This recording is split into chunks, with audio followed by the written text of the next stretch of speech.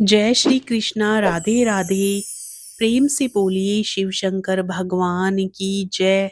माँ पार्वती की जय। सावन के प्रत्येक मंगलवार पर माँ मंगला गौरी का व्रत करने का विधान है। यह दिन माँ पार्वती को समर्पित है। जिस प्रकार सावन का महीना भगवान भोलेनाथ को समर्पित होता है, उसी प्रकार सावन के प्रत्येक मंगलवार पर माँ मंगला गौरी का व्रत रखा जाता है और कथा सुनी जाती है। मान्यता है कि यह व्रत करने से विवाहित महिलाओं के सुख और सौभाग्य में वृद्धि होती है और पति को दीर्घायु का आशीर्वाद प्राप्त होता है। साथ ही साधक की सभी मुरादें पूरी होती हैं। सावन के महीने में जितना महत्व सोमवार का है, उतना ही मंगलवार का भी है। इस माह में जहां हर सोमवार को भोलेनाथ की पूजा की जाती है, वहीं हर मंगलवार को मां मंगला गौरी की पूजा भी की जाती है।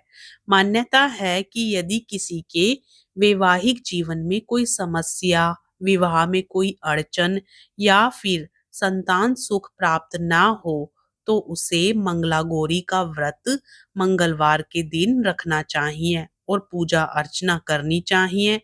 मंगला गौरी व्रत करने वाली महिलाएं पूजा में इस व्रत की कथा का पाठ भी जरूर करती हैं अथवा सुनती हैं। तो आइए पूर्ण श्रद्धा और विश्वास के साथ माँ मंगला गौरी की व्रत कथा को श्रवण करते हैं।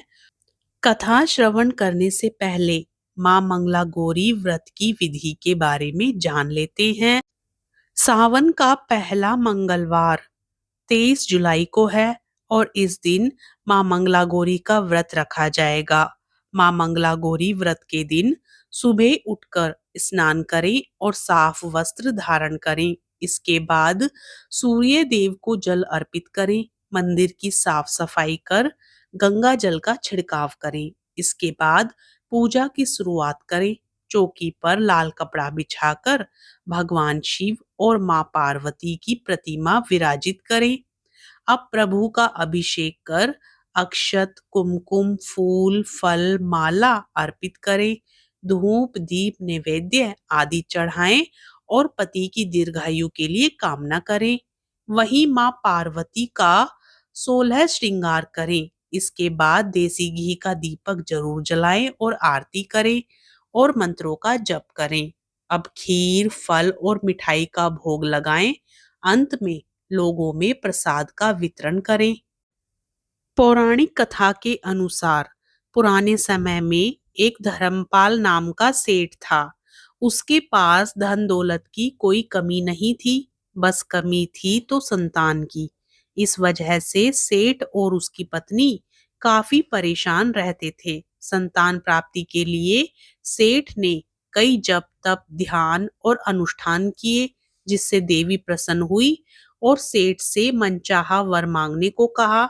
तब सेठ ने कहा कि माँ, मैं सर्व सुखी और धन धान्य से समर्थ हूँ, परंतु मैं संतान सुख से वंचित हूँ। मैं आपसे वंश चलाने के लिए एक पुत्र का वरदान मांगता हूँ।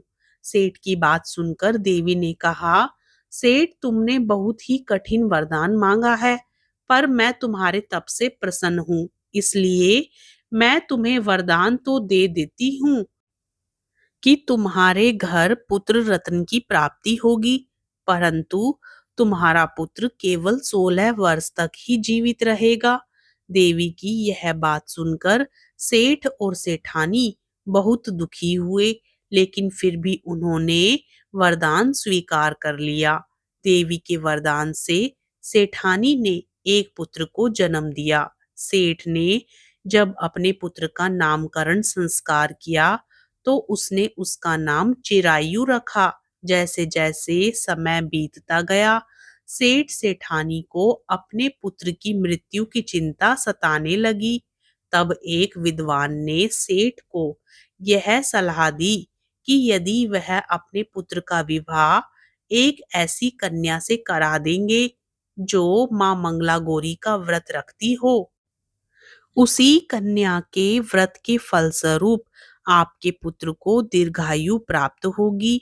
सेठ ने विद्वान के कहे अनुसार अपने पुत्र का विवाह एक ऐसी कन्या से करा दिया जो मां मंगला गौरी का विधि पूर्वक व्रत रखती थी। विवाह के परिणाम स्वरूप चिरायु का अकाल मृत्यु दोष समाप्त हो गया और राजा का पुत्र नाम अनुसार चिरायु हो उठा। तभी से महिलाएं पूरी श्रद्धा भाव से मां मंगला गौरी का व्रत रखने लगी। प्रेम से बोलिए गौरी पुत्र गणेश की जय, भगवान शिव शंकर की जय, मां पार्वती की जय।